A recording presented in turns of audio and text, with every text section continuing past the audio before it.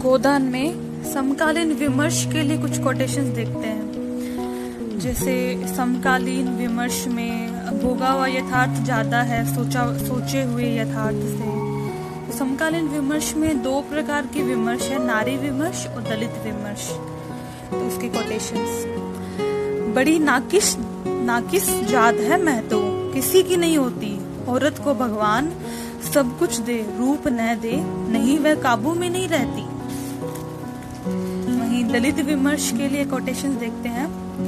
रूपा ने उंगली मटका कर कहा, हे राम सोना चमार, हे राम सोना चमार। वहीं दलित विमर्श के लिए अगला कोटेशन, नीच जात जहाँ पेट भर रोटी खाई वो टेढ़े चले।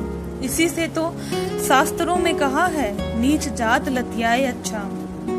वहीं गोदान का दोहरा कथानक या समानांतर शिल्प, इसके लिए कोटेशन देखते हैं। जैसे शांति प्रिय द्विवेदी को शहरी कथा के प्रसंग क्षेपक जैसे नजर आते हैं। वहीं अगला, बाबू गुलाब राय ने कहा है, गोदान में ग्रामीण कथा ही आधिकारिक कथा है, जबकि शहरी कथा प्रासंगिक होकर रह गई। नलीन विलोचन शर्मा जी का एक कोटेशन है, जिस प्रकार नदी के दो तट परस्पर असंबद्ध दिखते हैं पर होते नहीं, क्योंकि उन्हीं के बीच से जलधारा बहती है, उसी प्रकार ग्रामीण व शहरी कथाएं असंबद्ध दिखती तो है पर उन्हीं के बीच से भारतीय जीवन की विशाल धारा बहती है। वहीं नंद दुलारे वाजपेयी जी का कोटेशन, गोदान के शहरी व ग्रामीण पात्र एक बड़े मकान के दो खंडों में रहने वाले दो परिवारों के समान है, जिनका एक दूसरे के जीवन क्रम से बहुत कम संपर्क है। वे कभी कभी मिल लेते हैं, कभी कभी झगड़ भी लेते हैं, किंतु दोनों ही स्थितियों में उनमें स्थायी संबंध नहीं बनता।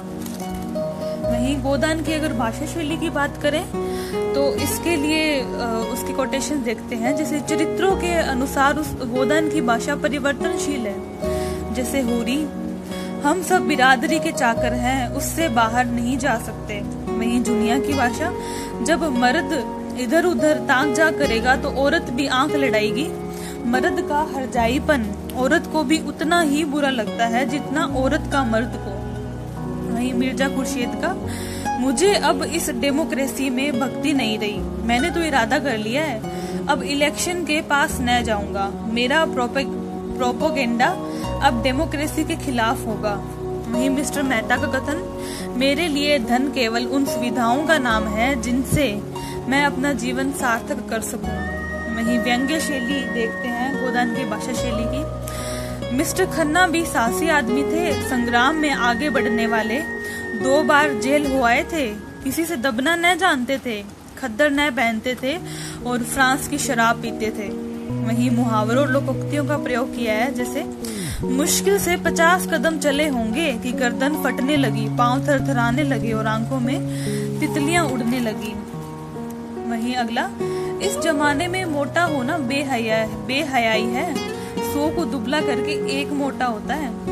वहीं अगला मुहावरा या लोकोक्ति, बूढ़ों के लिए अतीत के सुखों और वर्तमान के दुखों और भविष्य के सर्वनाश से मनोरंजक कोई प्रसंग नहीं होता। वहीं बिंब क्षमता देखते हैं, बिंब निर्माण क्षमता, सरोज